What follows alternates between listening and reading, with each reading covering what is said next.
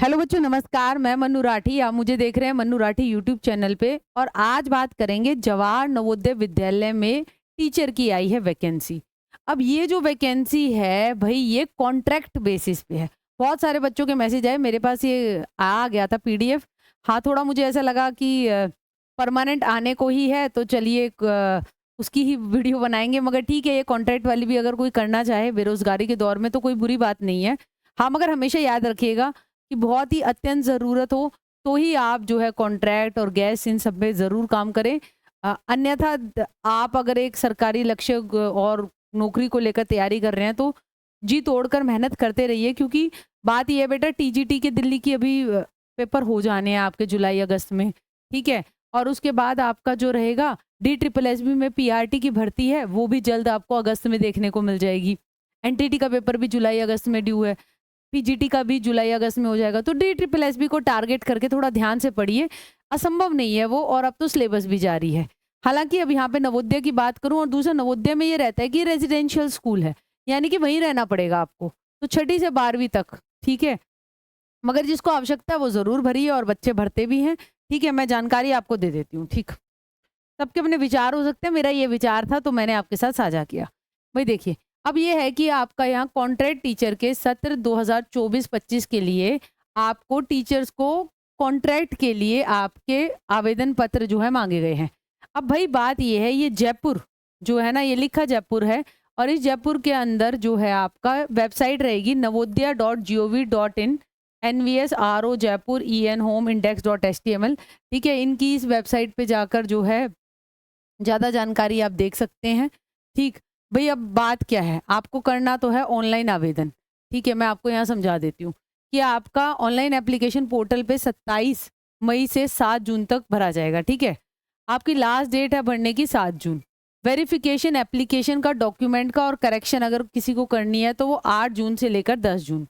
इसके बाद merit list corrected data के साथ, यानी जो आपने जिसने जिस पद के लिए आवेदन किया उसके हिसाब से।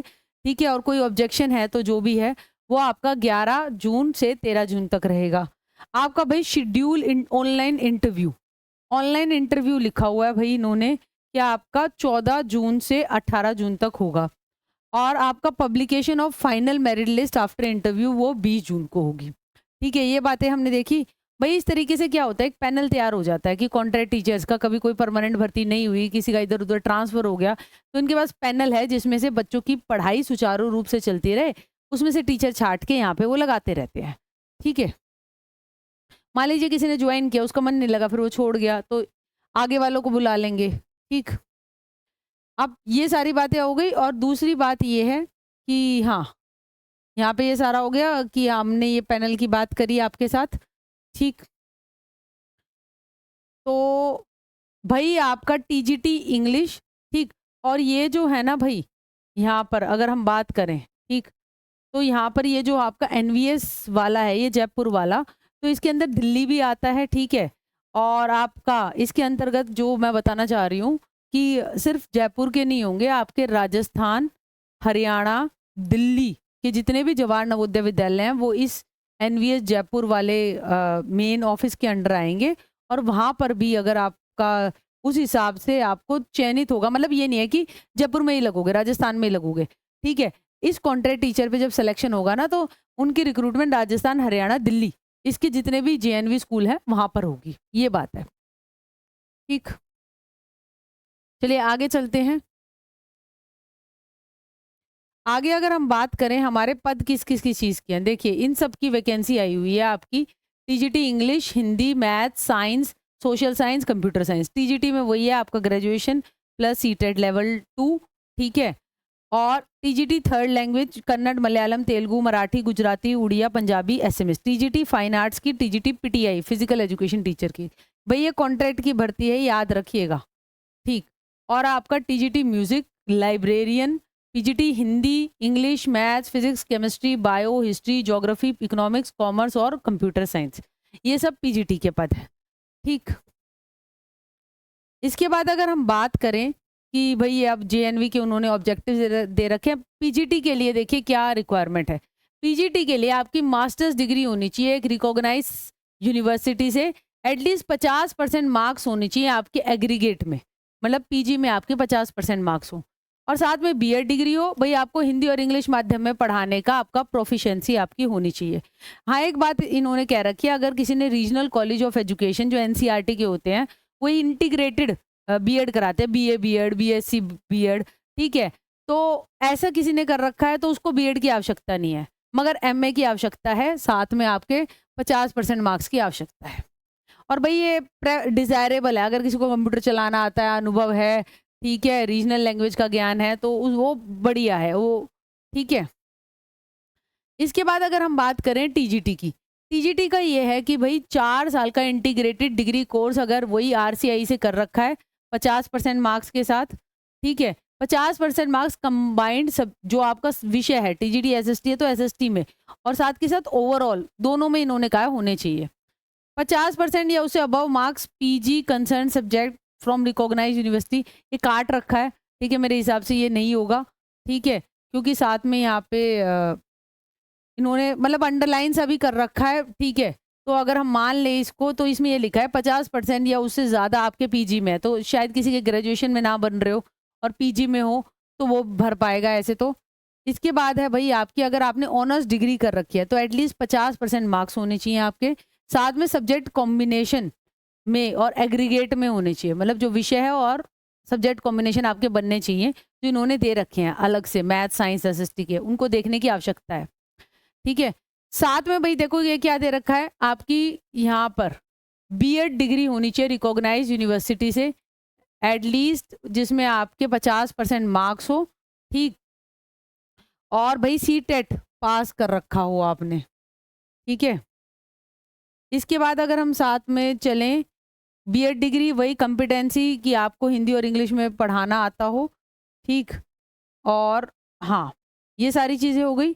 अब देखिए पोस्ट वाइज इलेक्टिव सब्जेक्ट, अब टीजीटी हिंदी है तो हिंदी आपने एक विषय के तौर पर 3 साल पढ़ रखा हो, टीजीटी इंग्लिश है तो आपने इंग्लिश में 3 साल पढ़ रखा हो, टीजीटी मैथ्स है तो भाई आपकी बैचलर्स डिग्री मैथ्स में हो, साथ में फिजिक्स और केमिस्ट्री, इलेक्ट्रॉनिक्स, कंप्यूटर साइंस या स्टैट्स में से एक विषय हो आपके पास। अगर ऐसी यूनिवर्सिटी है जहाँ पे सिर्फ 2 सब्जेक्ट होते हैं तो 6 में से, ठीक है, in case of such university जो कि only 2 subjects out of the 6 subjects as mentioned above, देखो ये 6, 1 2 3 4 5 और मैथ्स हो गया 6, ठीक है। तो बंदे ने मैथ्स और फिजिक्स फाइनल ईयर में पढ़ रखा हो, ठीक है जी, और साथ के साथ 3 विषय मैथ्स, फिजिक्स, केमिस्ट्री या इलेक्ट्रॉनिक्स या कंप्यूटर साइंस या स्टैटिस्टिक्स, ये अपने पढ़ रखे हों 3 विषय, ठीक है। Should have studied maths and physics in the final year of the examination, और 3 सब्जेक्ट इनमें से पढ़ रखे हों, ठीक, और वो कब पढ़ रखे हों, फर्स्ट और सेकेंड ईयर में। अगर किसी कैंडिडेट के पास जो है बीएससी डिग्री है ऑनर्स के साथ, ठीक है, अगर उन्होंने साथ में physics, chemistry, electronics, computer science first या सेकेंड ईयर में पढ़ रखा है, ठीक है, तो ही वो भर पाएंगे, ठीक है। केमिस्ट्री और फिजिक्स और केमिस्ट्री में बीएससी ऑनर्स की डिग्री यानी फिजिक्स ऑनर्स, केमिस्ट्री ऑनर्स वाले टीजीटी मैथ्स में आवेदन नहीं करेंगे, ठीक है। इसके बाद आ गया आपका टीजीटी साइंस वाला। यहाँ पर भी देखिए कैंडिडेट ने पढ़ रखा हो बॉटनी, जूलॉजी, केमिस्ट्री 3 साल में अपने ग्रेजुएशन में, ठीक है, या फिर आपका ऐसी यूनिवर्सिटी जो आपके 6 सब्जेक्ट ऑफर करती है, तो उसने कहा है कि आपके 2 सब्जेक्ट आपने botany, zoology and chemistry final year में पढ़ रखे हों, और 3 subject botany, zoology and chemistry first और सेकेंड ईयर में पढ़ रखे हों। साथ में ये है कि अगर किसी ने ऑनर्स डिग्री कर रखी है, ठीक है, ऊपर के जो 3 सब्जेक्ट है उसमें, मगर साथ में उसने बाकी विषय अपने फर्स्ट सेकेंड ईयर में पढ़ रखे हों, जो ऊपर ये फिजिक्स, यहाँ पे ये बॉटनी, जूलॉजी, केमिस्ट्री की बात हो रही है वो, ठीक है।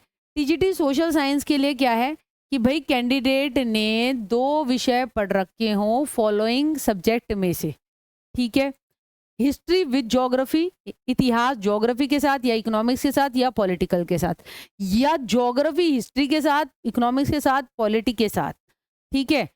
तो बात ये है, अगर हम कहें इन अदर वर्ड्स, बंदे ने 2 सब्जेक्ट पढ़ रखे हों, history, geography, economics, political science में से, जिसमें से एक कंपल्सरी होना चाहिए हिस्ट्री या ज्योग्राफी।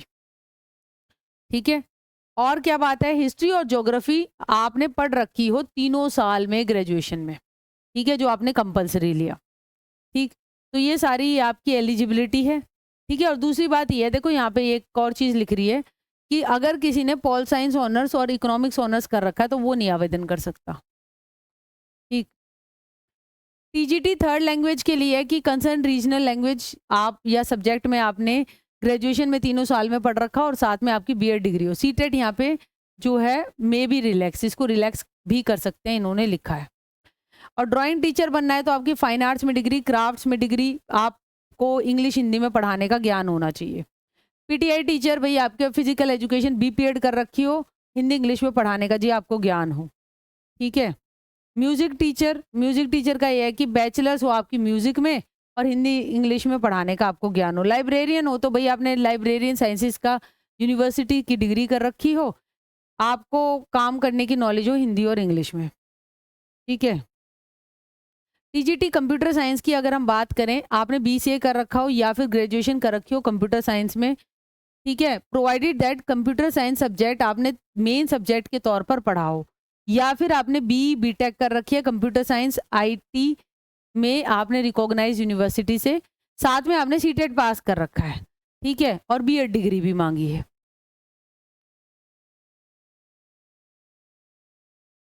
ठीक, आगे और क्या चीजें हैं। अपर एज लिमिट भाई यहाँ पे ये है कि 1 जुलाई तक आपकी जो है वो 50 साल दे रखी है। ठीक है, सभी कैटेगरी के टीचर्स के लिए। ठीक है, इसके बाद ये है कि भाई आपकी क्वालिफिकेशन के मार्क्स और वेटेज वो मैं आपको बता देती हूँ।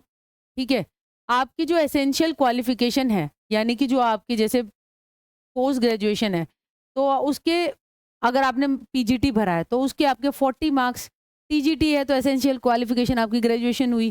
ठीक है, तो 40% of the percentage obtained in concern subject. फिर बीएड के देखिए 10 मार्क्स हैं। ठीक है, अगर किसी ने पीएचडी एमफिल एमएड कर रखे है तो 10 मार्क्स, किसी के पास अनुभव है, ठीक है, तो उसके 15 मार्क्स हैं। और भाई देखिए अनुभव ध्यान से देख लीजिए, सिमिलर कैपेसिटी वाले सरकारी मान्यता प्राप्त स्कूल, आपको सर्टिफिकेट प्रोड्यूस करना पड़ेगा अपने अनुभव का, है ना, प्रीवियस एम्प्लॉय से, तो ये टोटल हो गया 75 मार्क्स। ठीक है, टीजीटी के लिए वही हो गया आपका एसेंशियल क्वालिफिकेशन के 40 मार्क्स, और हायर क्वालिफिकेशन है तो उसके 10 मार्क्स, बीएड के 5 मार्क्स, सीटेट लेवल 2 के आपके 5 मार्क्स, ठीक है, अनुभव के 15, तो टोटल हो गया 75। अब देखो यहाँ पर 75 मार्क्स हो गए और यहाँ पर भी 75 मार्क्स हो गए, क्या रह गए 25-25 का भाई इंटरव्यू है। ठीक है, तो ये हमने देख लिया, और बाकी आर्ट टीचर की भी वेटेज उसी तरीके से है, वो आप देख सकते हैं। ठीक, म्यूजिक टीचर में भी आपका देखिए यहाँ पर 80 मार्क्स का हो रहा है, और ये 80 मार्क्स लाइब्रेरियन के लिए आपका क्या होता है, ये एसेंशियल क्वालिफिकेशन के 75। अब देखिए पर्सनल इंटरेक्शन, यानी कि भाई इंटरव्यू के, ठीक है, सब्जेक्ट नॉलेज के 4 नंबर होंगे, किसी को पढ़ाना कितना आता है, पीजीटी टीजीटी लाइब्रेरियन के लिए उसके 4 नंबर, पर्सनैलिटी और जनरल अवेयरनेस के 4 नंबर, बोलने में कितने दक्ष हो हिंदी इंग्लिश में 4 नंबर, आईसीटी की स्किल्स आप कैसे टीचिंग में अप्लाई करेंगे उसको मतलब कुछ पूछ लेंगे वैसे सवाल, 4 नंबर, आप किसी लैंग्वेज रीजन की में बोल पाते हो उसके 2 number, weightage of achievement in relevant field में अगर आपकी कोई काम कर रखा है आपने तो उसके 3 नंबर, तो टोटल हो गए 25 मार्क्स। ठीक है, और बाकी ये म्यूजिक टीचर के भी उन्होंने दे रखे हैं कि इस तरीके से। तो भाई क्या रहा अल्टीमेटली कि ये है कॉन्ट्रैक्ट की भर्ती एनवीएस की। ठीक है, और यहाँ पे जयपुर रीजन लिखा है, तो आपके राजस्थान, हरियाणा और दिल्ली, यहाँ पर कॉन्ट्रैक्ट टीचर आप जवाहर नवोदय विद्यालय में लग सकते हैं। ये रेजिडेंशियल स्कूल होते हैं, 6ठी से 12वीं होते हैं, टीचर को भी वहीं रहना होता है, लाइब्रेरियन भी वहीं रहेगा। ठीक है, तो अपना सोच समझ के भरिएगा। 75 मार्क्स आपके अचीवमेंट वगैरह के वो अकेडमिक के थे वो मैंने बता दिए, 25 का आपका इंटरव्यू रहेगा।